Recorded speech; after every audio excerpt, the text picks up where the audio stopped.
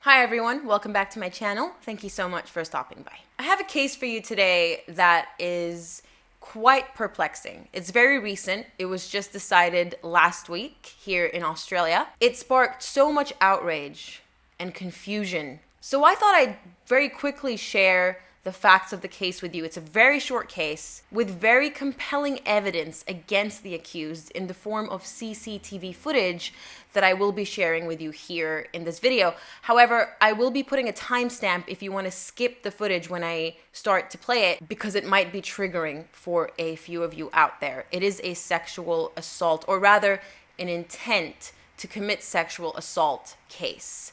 And there is a scuffle, and the video can be quite distressing. The accused is 21-year-old football player Jackson Williams, who lives in the state of Victoria here in Australia. In 2018, he was caught on CCTV footage assaulting a 39-year-old nurse, a female, and the assault went on for 37 seconds. And there was also a witness who intervened to stop the assault, and the witness actually turned out to be an off-duty detective who was visiting with his family at the time. So the accused was arrested, and I believe he actually turned himself in and was charged under Section 42 of the Victorian Crimes Act with assault with intent to commit a sexual offense. So before we get into the evidence, let me very briefly break down the offense into its elements so that you know what to look out for when deciding whether he is guilty of the offense or not as you watch the CCTV footage. So a person commits an offense if they intentionally apply force to another person and the other person doesn't consent to the application of that force, and at the time of applying the force, the accused intended that the victim take part in a sexual act, and the accused does not reasonably believe that the victim would consent to taking part in that sexual act. The offense of common assault also comes into play in this case. So as per Section 31 of the Crimes Act, a person who assaults or threatens to assault another person is guilty of an indictable offense. Assault is defined in subsection 2 as the direct or indirect application of force by a person to the body of or to clothing or equipment worn by another person, where the application of force is without lawful excuse and with intent to inflict, or being reckless regarding the infliction of bodily injury, pain, discomfort, damage, insult, or deprivation of liberty, and this conduct results in the infliction of any such consequence. So now that you know what the two relevant offenses are, let's have a look at the CCTV footage, and I will remind you that if you want to skip this, please go to this timestamp displayed on the screen.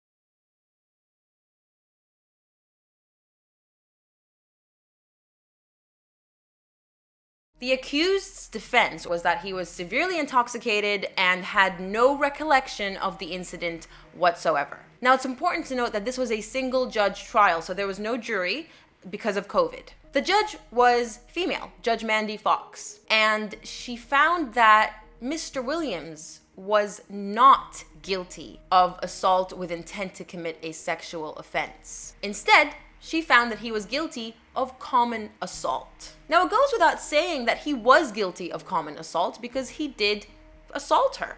So the judge stated that while the incident was an intentional and violent assault, she was not satisfied beyond reasonable doubt that Williams had intended to sexually attack the woman. Forcing a person to a more secluded spot is consistent with a range of criminal intentions, Judge Fox said. It may be tempting to reason that because his body is on top of hers for a period during the assault, then there must be a sexual intention. However, A dispassionate viewing of the CCTV footage shows that he is using his weight to control the complainant, who might be smaller and weaker, but is still resisting and screaming. I therefore find the accused not guilty. Now, it's important to note that since this went to trial, I forgot to mention earlier that when things go to trial, that means that the accused has pleaded not guilty. The judge further goes on to say that he does not attempt to kiss the complainant.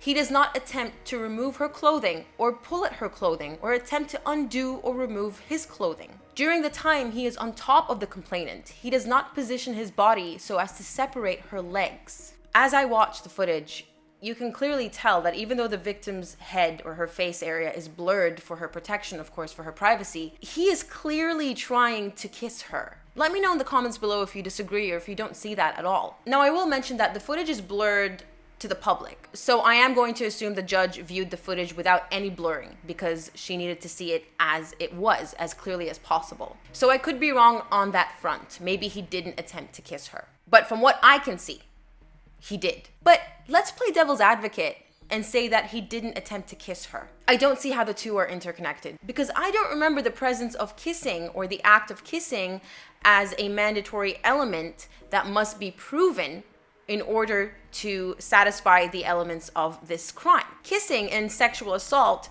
do not always go hand in hand. They can be independently exclusive of each other. You can still intend to sexually assault someone without kissing them. It's very much an act of power, of control. It's a violent act. And kissing, while of course some rapists and sexual abusers may engage in it, is not necessarily a component of expressing that power and control over your victim. As for all the other things that the judge said he did not attempt to do, which is remove her clothing, pull at her clothing, remove his own clothing, spread her legs, all those graphic details, he was interrupted by a detective that we do not see in the footage. He yelled at him, he intervened. So who's to say that had that detective not intervened, the accused wouldn't have taken it a step further and started to undo his pants or pull down her underwear? That's why I wanted to share this video. I wanted to see what the instinctual kind of gut reaction that the viewers would have upon watching this video, because as I said, in Australia, the overwhelming majority of people that I've seen talking about this are convinced that the judge got this wrong. The charge wasn't sexual assault. Let's not forget here, that's actually a higher threshold.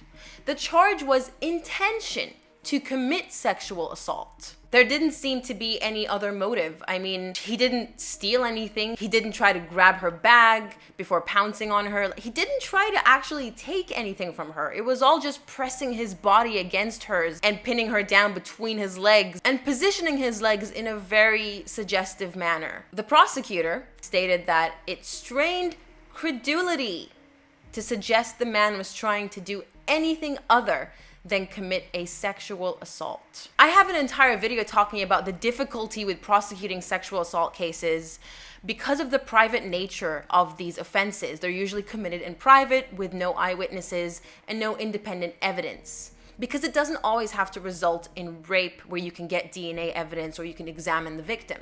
Sometimes it doesn't get to that level, and all the victim has is their own account as evidence. These cases, as per the law, because the law is broken in that area, are very difficult to prove. But when you have a case such as this one with actual footage, not even just an eyewitness, footage of the assault recorded, and mind you, beyond a reasonable doubt is a high threshold, yes, and I've talked about it in several other cases. I actually explained it in quite a bit of detail in my Betty Broderick video. So if you haven't watched that video, or if you want kind of a more in-depth explanation of beyond a reasonable doubt, you can check that one out. But I will say in this case that beyond a reasonable doubt does not mean absolutely certain, 100% convinced of guilt. A judge or a jury just has to have no reasonable doubt in their mind that the accused committed the crime that they have been charged with. I think it was an interrupted crime, and I think that if it wasn't interrupted, then it would have proceeded not just to intention,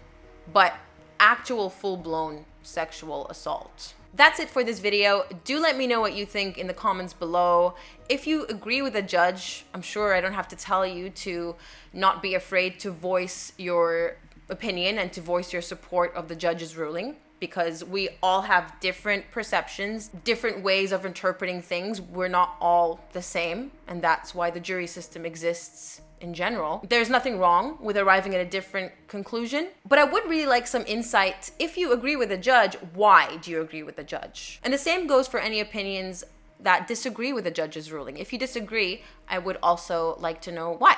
Thank you so much for watching. Stay safe out there. It's a crazy world, and I will catch you in a future video.